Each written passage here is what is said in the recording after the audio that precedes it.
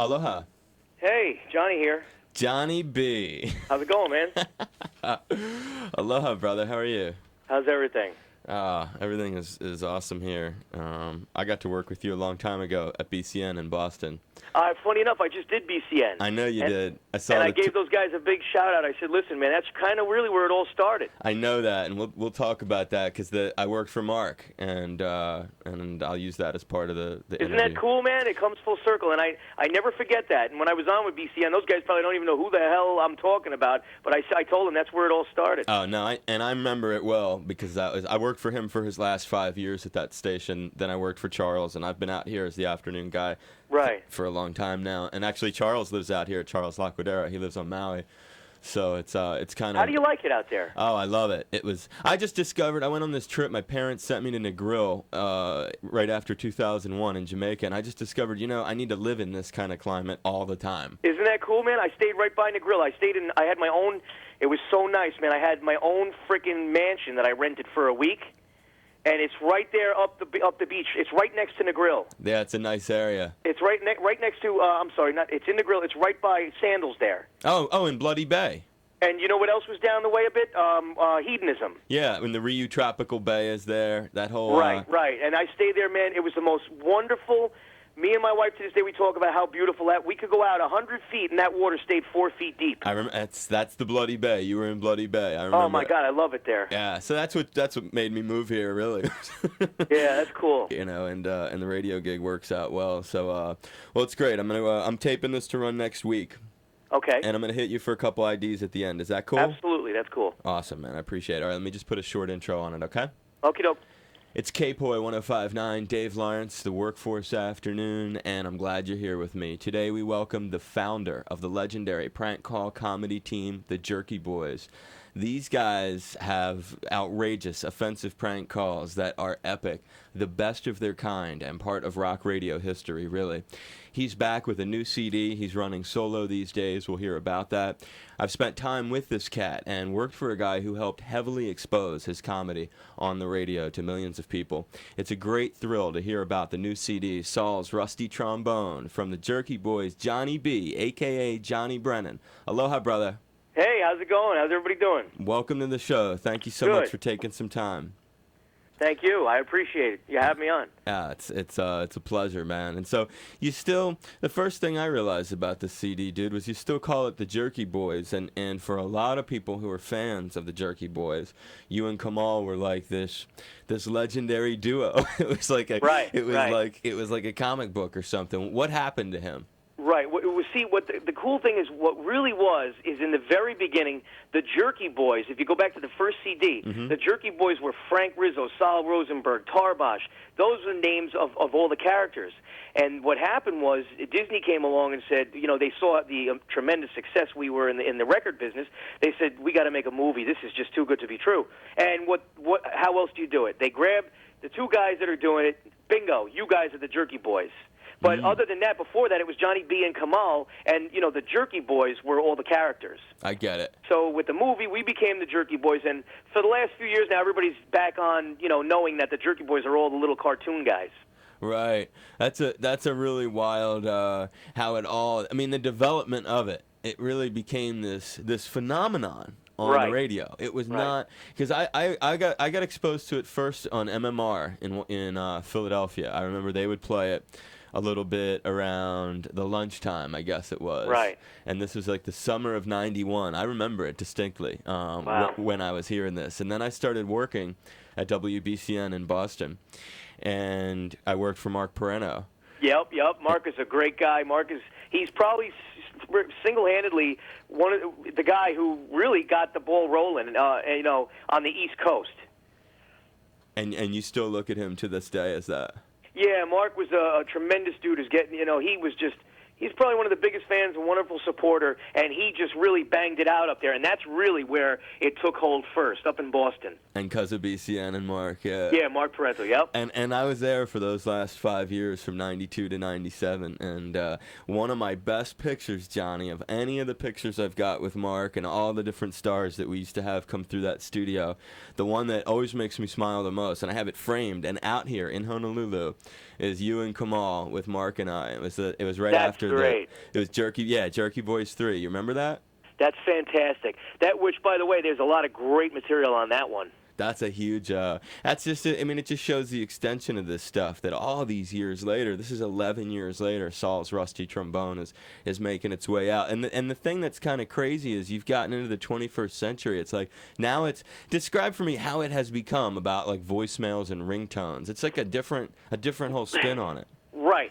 Well, there's a specific reason for this new CD, too, is because the Jerky Boys have the #1 downloaded ringtones in the country, cartoon for characters, and but a lot of people were saying that their cellular carriers were. I actually heard it myself, and I say, whoa, what's that going on there? They were clipping them off at 7 seconds. And they're charging $250 for these, and they're clipping them off at 7 seconds.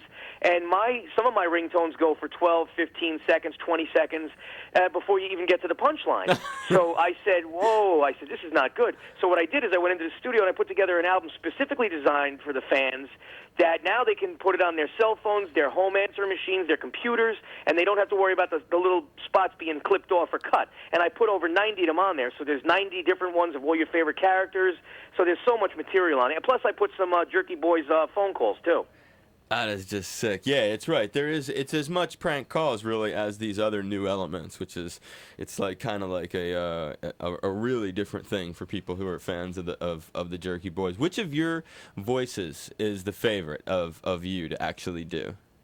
To actually do, I would think Jack Torse, the gay character. Do his voice real quick. Okay, let me see my. Or do you not do that? You don't have to. No, absolutely. Yes, hello. Bing bong. Oh, my God, we did that years ago. Right. Yeah, we used to cut little grooves in their heads.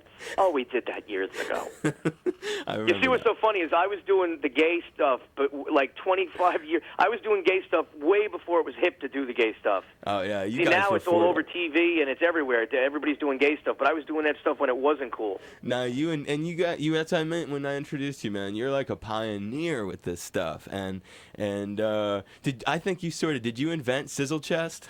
Yeah, the words are called jerkyisms or Rizzoisms, and yeah, all those words are. That's what I did even for Disney with the movie. They didn't know with the FCC how could they make commercials. I said that's easy, man. I could just make up my own words like Milky Liquor and Sizzle Chest and bottlenose and ass neck and piss clam. I just make up like skid plate. A lot of these words, butter boots.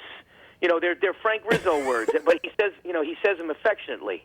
Yeah, no, I mean, it was a great character, man. I mean, it was just, your voice was so recognizable and still is, and I'm sure it is to people, especially people who have, it depends on the market, really, whether people were playing the stuff on the radio. I just happened to come from a place, that, as you know, that was just instrumental and playing it all the time in BCN, where we were such fans of it. When we did the movie, it was such a big deal. We did a big screening. Right. It was like you were a star. Who did you talk to when you just did BCN?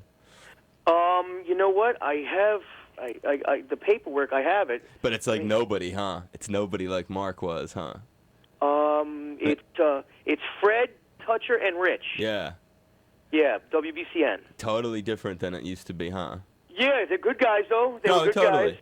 No, they they're were solid. very good guys, I love my station. I'm just saying I don't think they're quite aware of the legacy that goes on there with you guys. Oh, it's a big time. It's a big time legacy there up at BCN, and it's really great to be able to get back in there and do that station as well. But it's a wonderful thing when the characters that you've created for years, people still I didn't really get enough of a wind of knowing what for example, like I took a little bit of time off there after 9/11. My cousin was one of the first firemen in and was killed in the Trade Center. Oh. And in 2000 my dad passed away, so I kind of just took a little bit of time off. Lo and behold, I started this MySpace thing about two and a half months ago, and I got so many fans yelling and screaming at me like, we love the fact that you're doing Family Guy and all this other stuff, but Johnny, we need to have more Jerky Boys. Right. So I said, you know what? Doing MySpace was a good slap in the face for me because I really didn't know what people were thinking. Oh, the impact this stuff has had, dude. It's the funniest of stuff. I mean, it was so well done. And I remember, like, the dog and the piano or whatever it was. Yeah. I mean, these bits were just, they were epic. And we played them so much. I remember we were getting yelled at for playing them. Yeah, man. It's just, and that's why, it's, again, you're getting back to the characters. Mm-hmm. Seth MacFarlane, the creator of Family Guy, he was a huge fan when he was a kid, and that's why, I'm doing two of the main, I do Mort Goldman, the guy that owns the pharmacy, and Horace the bartender, the guy that owns the Drunken Clam. That is, and what's this business? When were you doing when did you hook up with Anheuser-Busch? I was looking through your bio. I mean, when were they using your bits? Well, actually, with Anheuser-Busch, I got the Mercury Award for the funniest commercial of the year with Anheuser-Busch.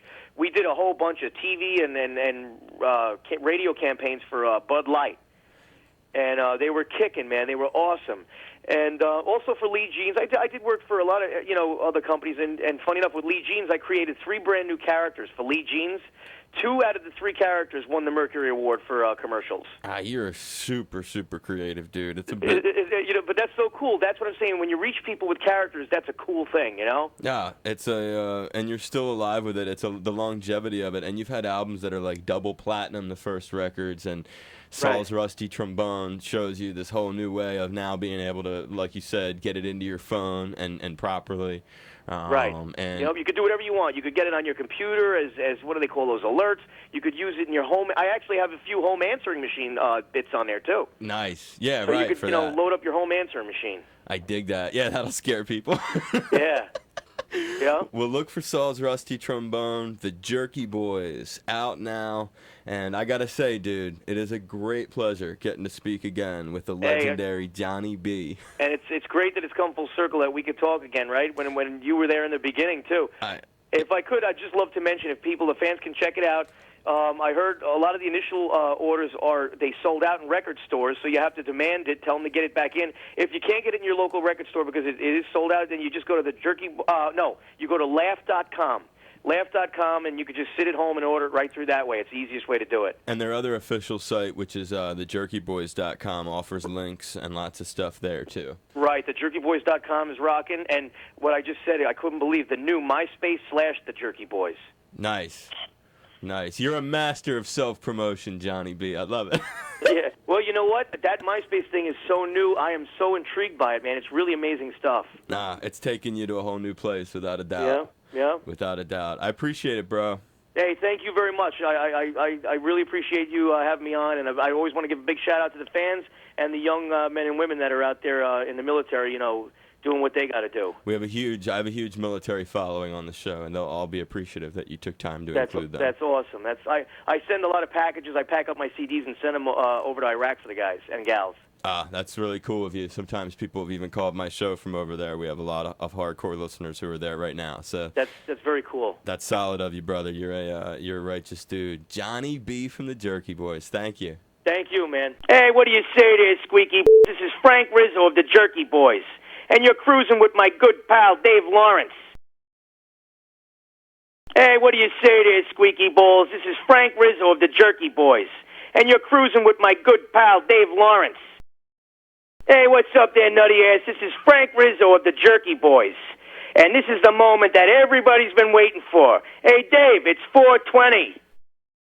Hey, what do you say there, Squeaky Balls? This is Frank Rizzo of the Jerky Boys, and you're cruising with my good pal Dave Lawrence.